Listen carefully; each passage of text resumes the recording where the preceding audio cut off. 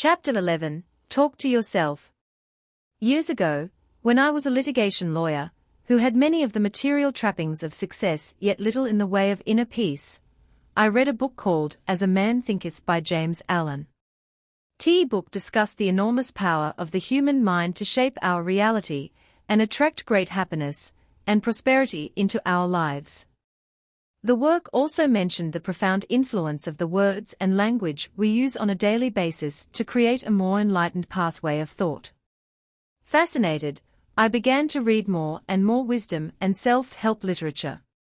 And as I did, I discovered the profound impact and importance of the words we use in our daily communications, both with others and with ourselves, on the quality of our lives.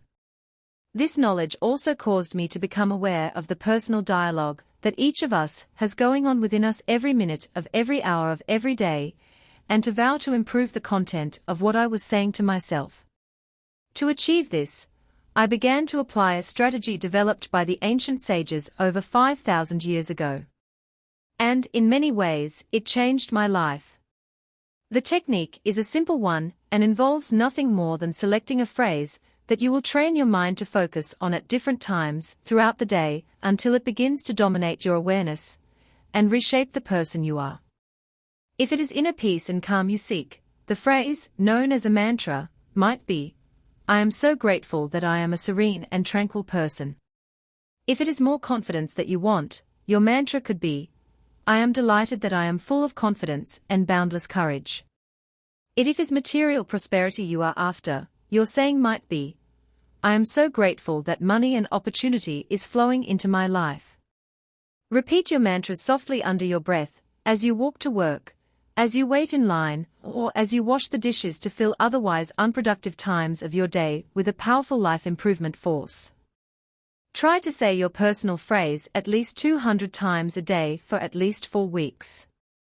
The results will be profound as you take one giant step to finding the peace, prosperity and purpose your life requires.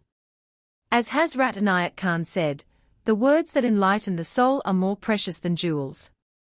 Chapter 12. Schedule worry breaks.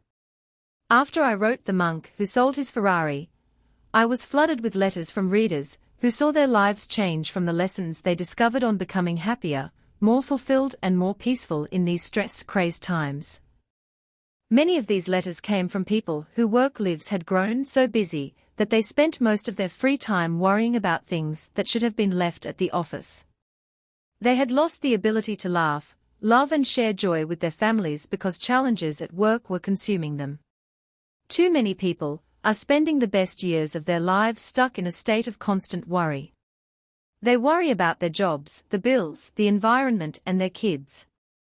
And yet we all know deep in our hearts that most of the things we worry about never happen. It's like that great saying of Mark Twain's, "I've had a lot of trouble in my life, some of which actually happened."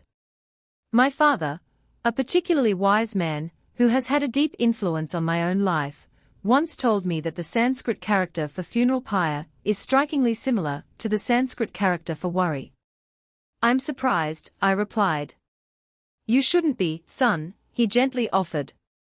"One burns the dead while the other burns the living."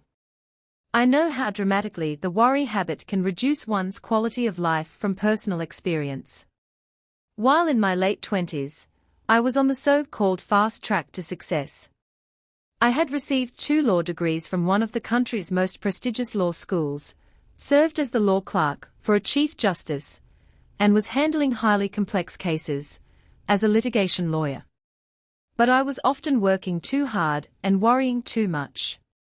I was waking up on Monday morning with a sinking feeling in the pit of my stomach and a deep sense that I was wasting my talents on work that was not aligned with the person I was. So I began to search for ways to improve my life, turning first to the self-help and life leadership literature, where I found a wealth of lessons for a more balanced, peace-filled and meaningful existence. One of the simple strategies I learned to conquer the worry habit was to schedule specific times to worry, what I now call worry breaks. If we are facing a difficulty, it is easy to spend all our waking hours focusing on it.